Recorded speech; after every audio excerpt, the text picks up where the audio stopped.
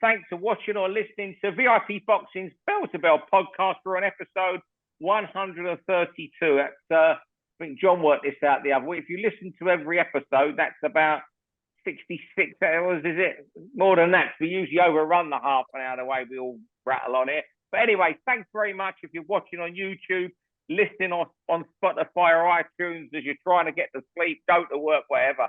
Even if it's getting to sleep, it's doing its job, this podcast.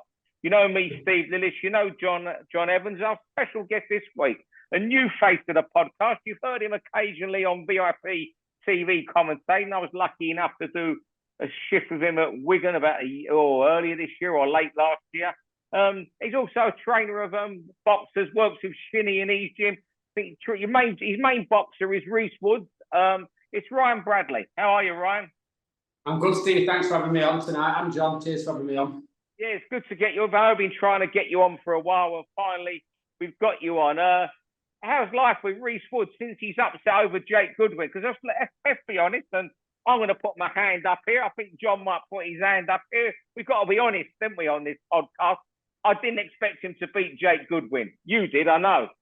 Oh, 100% I did. I've had this same conversation with Lee Hogan the other night, who's Switzerland of the boxing world, and he sits on the fence that much. He has splinters in his backside. But I've had that conversation. He said he was an underdog. Well, he's an underdog to everybody else, but I'd analysed Jake. Me and Stilly had sat down and analysed like we do.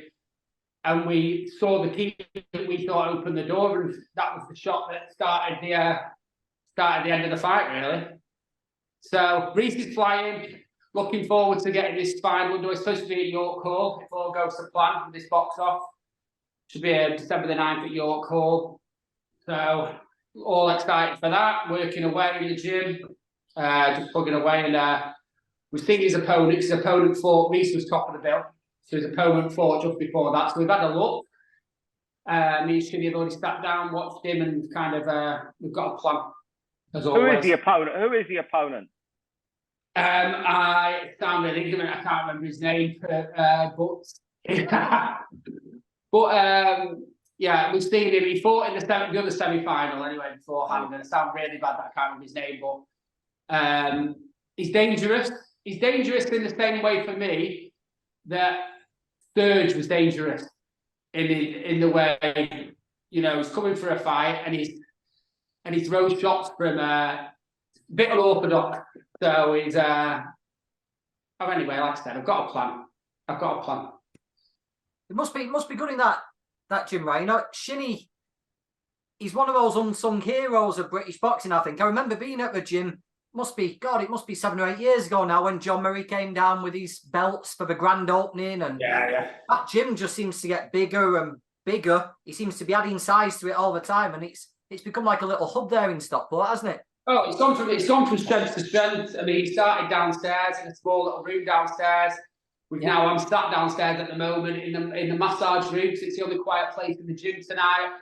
But other than that, we've taken the whole of the upstairs, and yeah, he is one of the unsung heroes. He came for a fight. He came from Mongolia with £20 in his pocket, and he's put his heart and soul into this. And me and him joke that we spend more time here than we do at home. So we've kind of lived in each other's pockets and have done now for the last 6 years.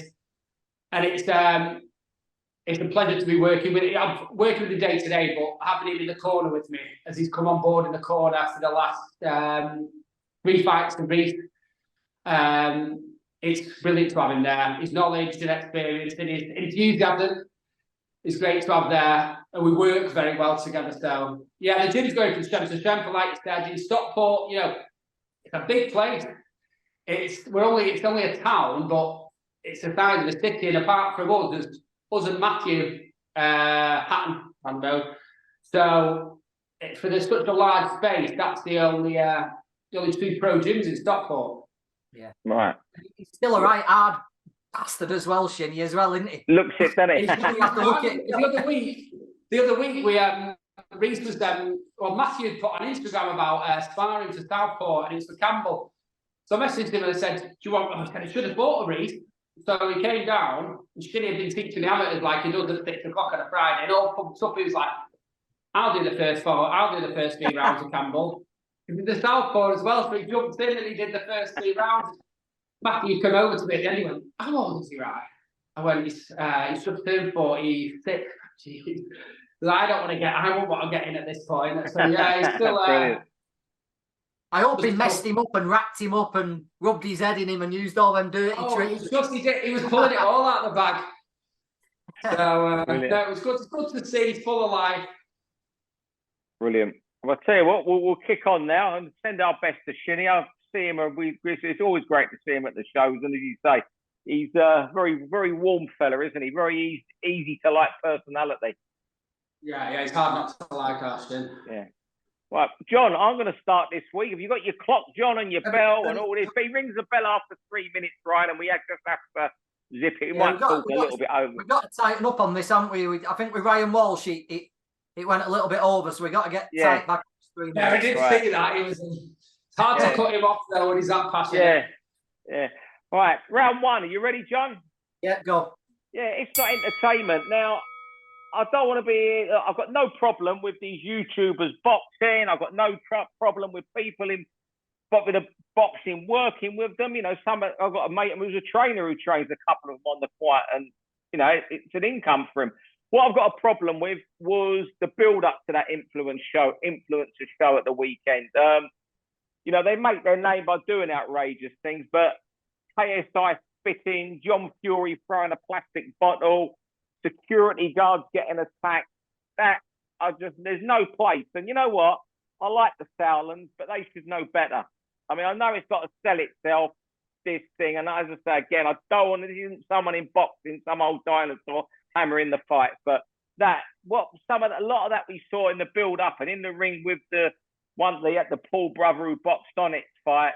It's just no place for it. Teenagers think this is boxing, believe it or not, who are starting to go. And that's my worry.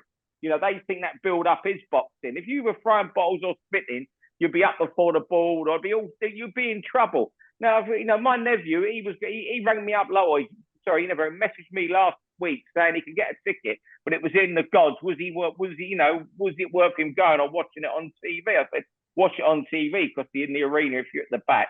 But these sort of guys are going to that, and they're believing boxing is all this throwing bottles and spitting. The build up to that last week was absolutely atrocious. You know, I know it's got to sell itself, but that wasn't sports entertainment, as they might call it. It was horrid. Yeah. My worry is that a lot of young boxers now, rather than taking 50-50 fights to make the money and make the name, will start going down that route. Because you saw how big it was. There was 20,000 people there watching 4-rounders. What's easier for a 21-year-old lad who's going to have to fight his arse off to win a British title? He can either get involved in 50-50 fights and fight his way up, or make a show of himself, pick up a scene and make his name that way. Look at Prince Patel. People like that. But my worry is people start going down that route rather than trying to fight the way to success. But it's not boxing, is it? That's the frustration for me. It's like, it's not boxing, is it? It's not when the amount of people, Shitty's banned people from saying it when they come in the gym, even talking about it, because it's not, you know, we work within professional boxing and it couldn't be further from that. And that's that worry that kids coming in, kids looking at it, because it is selling out. They sell out. Those kids were there from first bell to final bell. The arena was packed. How many times have we seen on shows when the local person, whether it be a small hall show, it just clears out as soon, but these guys are there from beginning to end. So it's not going anywhere, and then we're not being archaic, but for me, it's got no room. It's like, it's just got no room. It's not professional sport, and it's got no, KSI didn't even have a professional license. No. Right. Round two, and Ryan, you're going to start us off, and you want to talk about the multitude of title belts.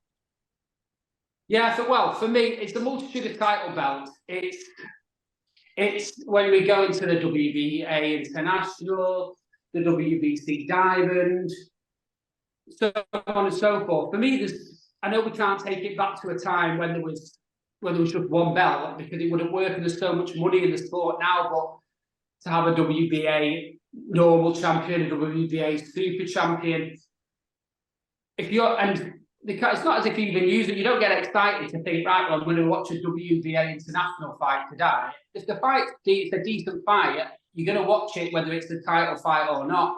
So for me, it's the absolute frustration that it just loses its credibility.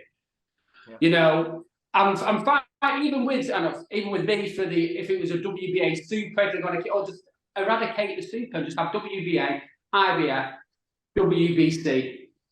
IBF, WBA, WBC. What have I missed out there? IBF, WBC, WBA, WBO. And IBO actually one of them.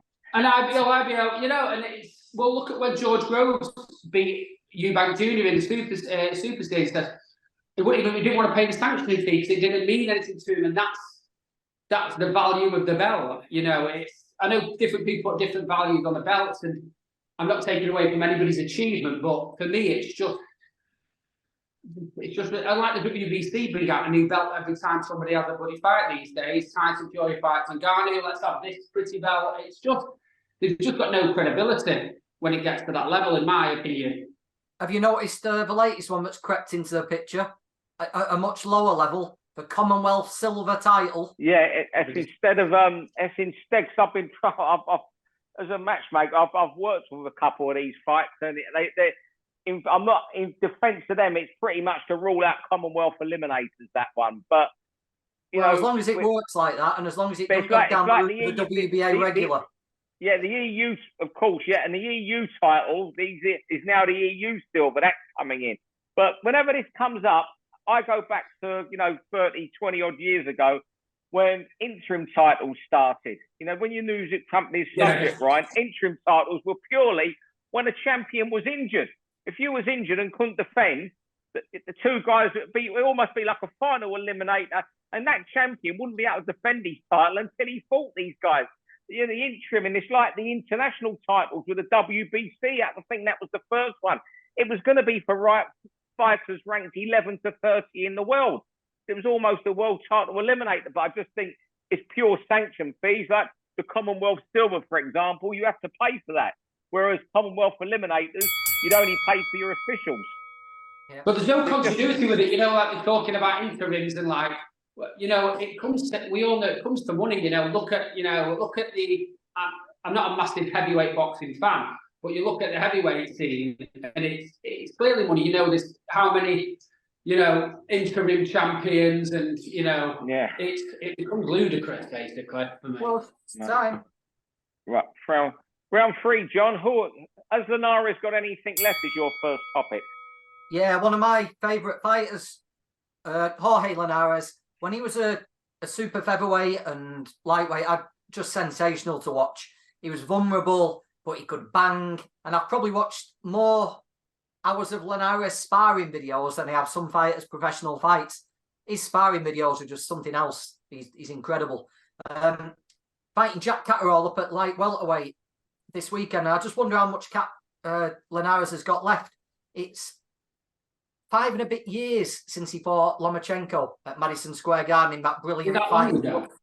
Put Lomachenko over, and he's lost 1, 2, 3, lost 4 since at a much lower level. We love Jack on this channel, don't we? I think he's probably the worst promoted fighter I've seen in British boxing.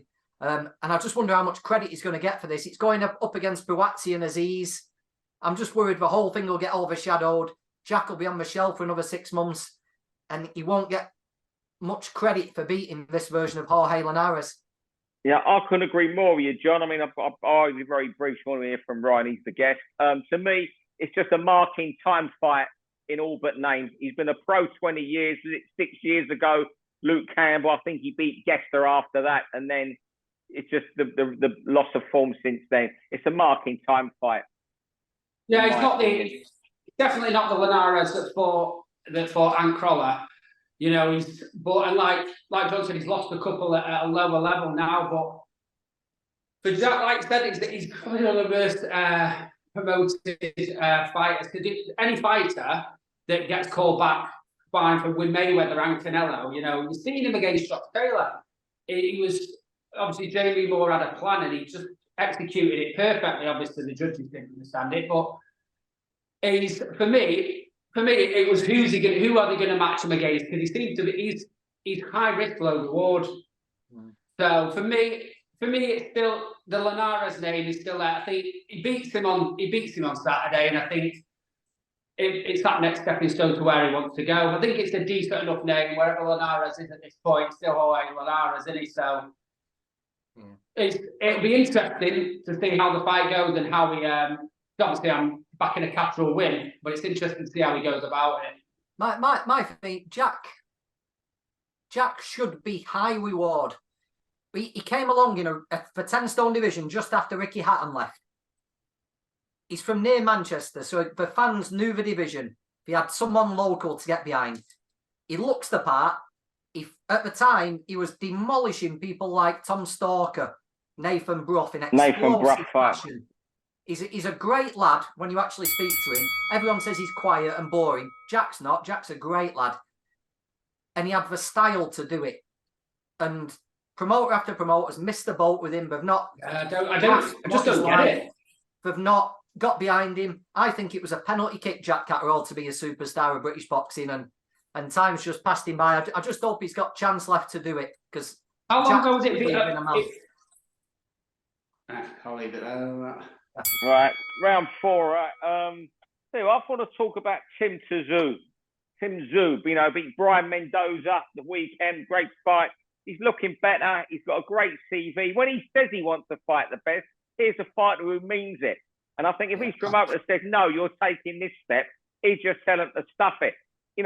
When he first turned over, everyone was cynical. He's just following his dad's footsteps. But like his dad, all comers, he's emerged from the shadow, and he's doing more for boxing right now than most. Just because he's in Australia, he's not getting that mainstream credit he deserves.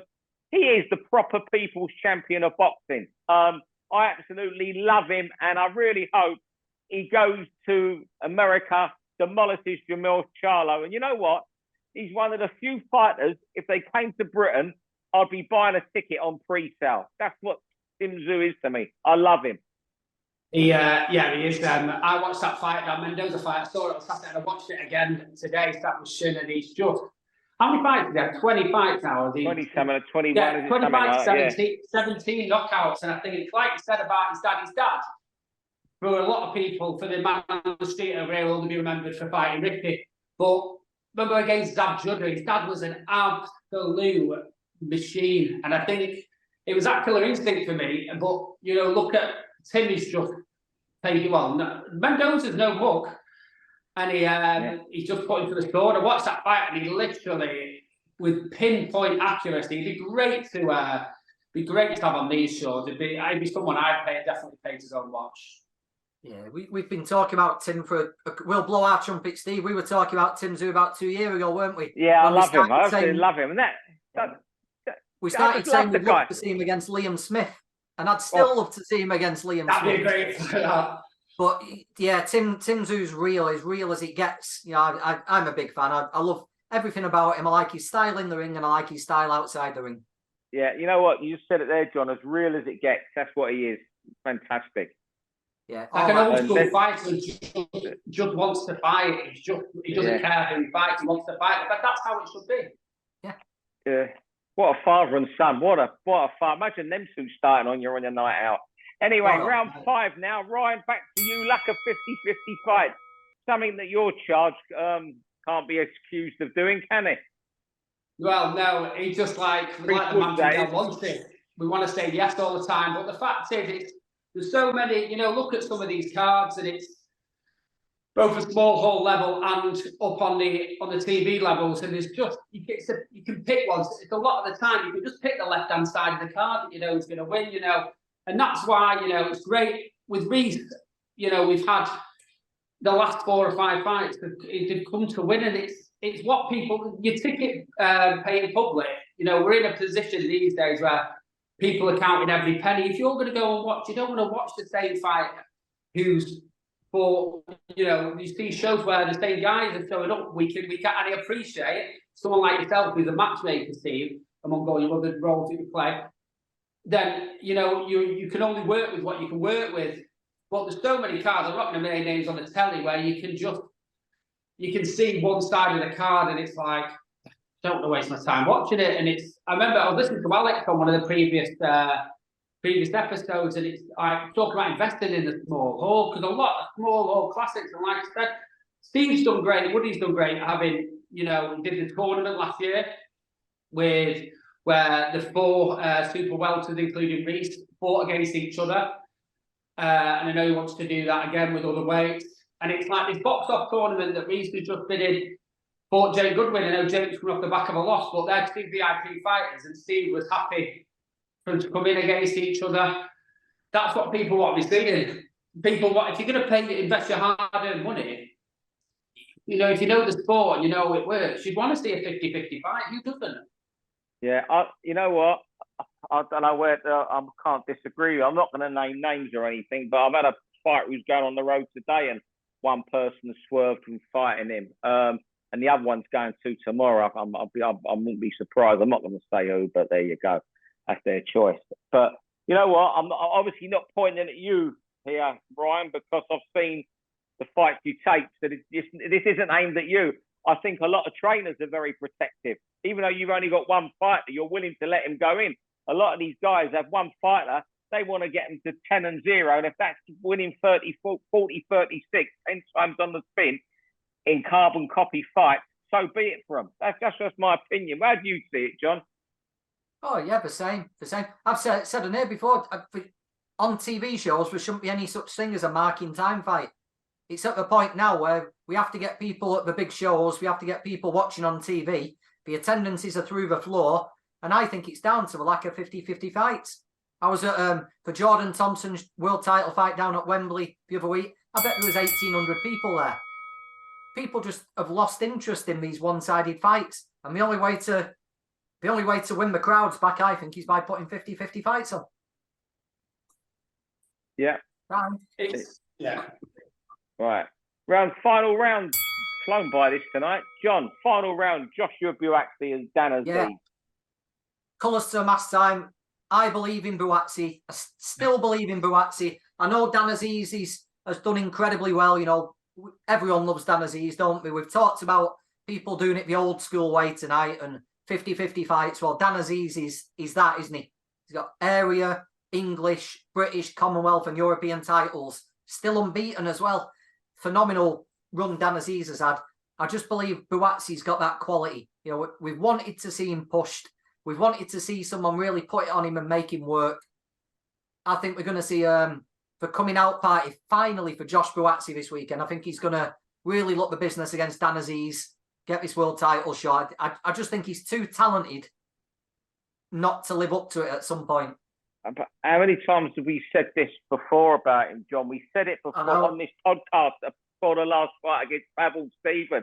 We both said if he doesn't deliver this Saturday against Pavel Steven, draw me back in. Might all go home. We're just saying it back in. It's like, draw me back in. It's like 40, 30, 60s with you, John. And I go to a show where it's all Ryan's favourite fight, 40, 30, 60s through the card. We said it last time. How disappointed must Sky have been, all that money they've spent to sign him and that performance against Steven. You know what? I can't say again he has to deliver. Aziz, I absolutely love him. He's 20-0. Everyone, I don't know Dan, but a good friend of mine, Eddie Mustak, knows him well when he's Peacock days, and no one has a bad word to say about him. His popularity soared in the last 12 months because he's been popular than Buatsi now. Yeah, he is. Yeah, the Shaq and Pitters, Rocky Fielding. You know what? He won the European title away from home in France, and then you know what? Just to keep busy, he even went to Italy and had a fight. Yeah, I love Dan Aziz, and I hope Dan backers him on Saturday night. How can you not? Dan Aziz is a throwback fighter. He's done it like John said. He's done it the area way, and then English, Commonwealth, British Commonwealth, won the European title, and then went over to Italy just in somebody else's backyard just to keep himself fit. For me, I've always been a Buatsi fan, and we've been waiting so long for this performance, because he's got the talent there, but we're just waiting for that breakthrough performance from him. But I was watching a bit on Sky, but Dan Aziz was talking that it's going to be like the Bo Holyfield one. That's what he can see, and I was like, you know, out of all my favourite fights, like I said, not a massive heavyweight fan, but round 10, Bell Holyfield My won. favourite round of all. That is something I could watch every single day. You know, so if it's anything, if it's 2 or 3% like that on Saturday, you know, that's the entrance fee alone. But it's these guys putting their unbeaten records on the line. You know, I'm a big Aziz fan. But you know, I like Buatsi. But for me, it's not going to last that. It's not going to last that long. I don't see it going past 6. If it goes past 6, I'll be surprised. You know, Buatsi. They're both nearly 7 years into their careers. These two. It's ridiculous. This is what we said. No 50-50 fights.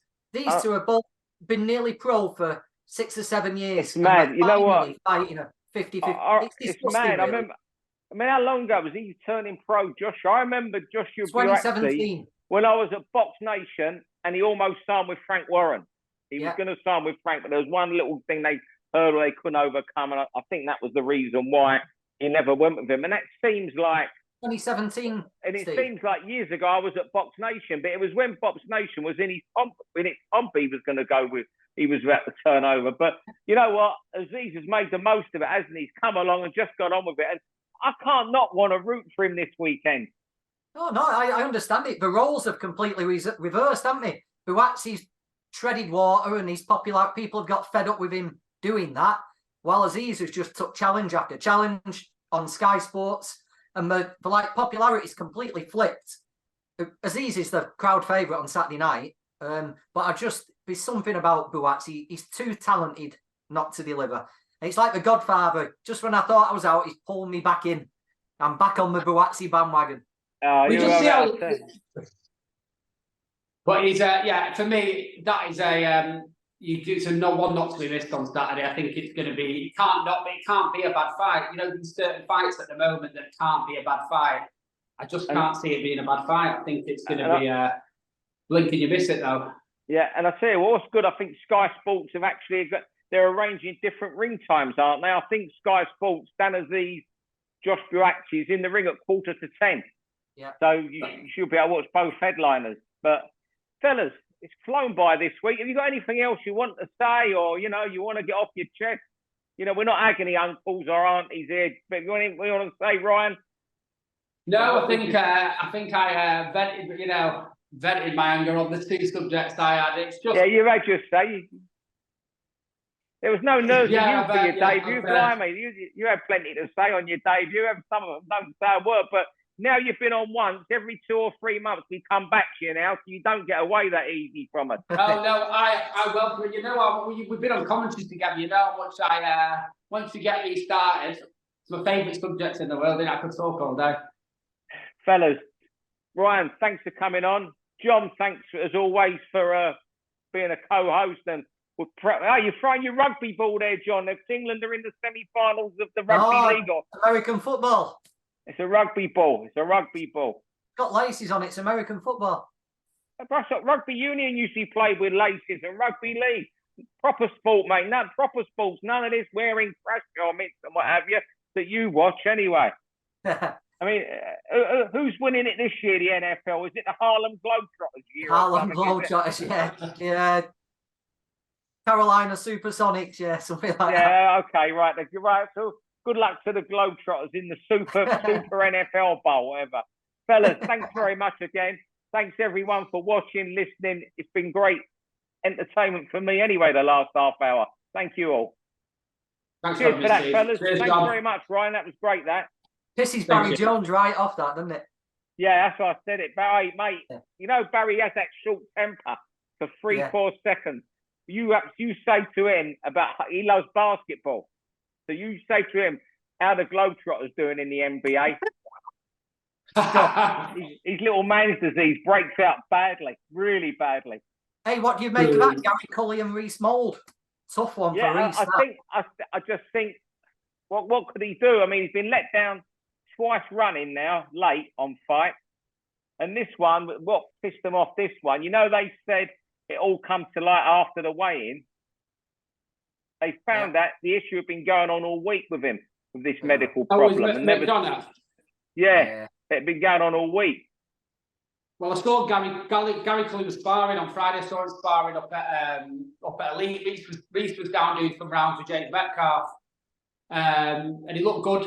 Saw Gary Cullen. I also, and I never fanboy anybody, but I'm stood in the corner while Reese is sparring away with James Metcalf, and in the corner I'm looking. I was like, it's Buddy McGirt over there, and it was it was good. It was in my head, and I was just trying to play it cool and obviously trying to work at the same time, and so it was like a who's who of boxing there on Friday. Just come over and put his arm on me at the end and went, "How's it going? You're looking good, working well. Keep up the good work." And inside, I'm like, "It's funny." Yeah. Like, thanks, buddy. Every week we talk about this a lot. I mean, I've stopped recording now. It would have been good to use this bit, but we talk on it every time we have Alex on. Everybody heads to that gym for sparring. It's like the centre of the universe for sparring. That gym. Yeah, it's just like he said on the pod the other week that it's that central, because it's the central point for everybody. Yeah, it's like John brought that up. Yeah, he rang me. He rang me the other week. He rang me last week and said, "Can you come down for Reese? Come down to Southport sparring." I was like, "Yeah, who's it with?" He went, "Jay Metcalf." I was like, "Well, he's better than a world champion for Reese to spar at this point in his career, and what like the number one ranked super welter in the country in UK." So brilliant sparring for him. Yeah, he's good, Jay. Yeah. All right then, fellas. Go on, mate. Go on, sorry. No, just because I remember when we reached sparring, Brad was like, I couldn't, he's just so elusive. Jay Metcalf's so elusive. You can't lay it's hard to lay a glove on him. Yeah, he looks Route 1, doesn't he? But he's pretty clever, Jay. No, you know what? Now he's over these hand injuries, or whether he's just decided he's got to fight through them like Kawasaki did with his injuries eventually. Yeah. Hopefully we'll still see him in some great fights and he makes some money. Yeah, but his dad was just tough as old boots as well. When his dad was what a fire! Oh, caveman. All right then, fellas. Thanks, Ryan. Cheers, John. Really nice one, Ryan. See you later, Steve. Cheers. See you later, fellas. Thanks a lot. Thank you. For all boxing info, news, and latest interviews, amateur and pro, across the north, click and subscribe. VIP Boxing Promotions. Also, Twitter, Instagram, and Facebook.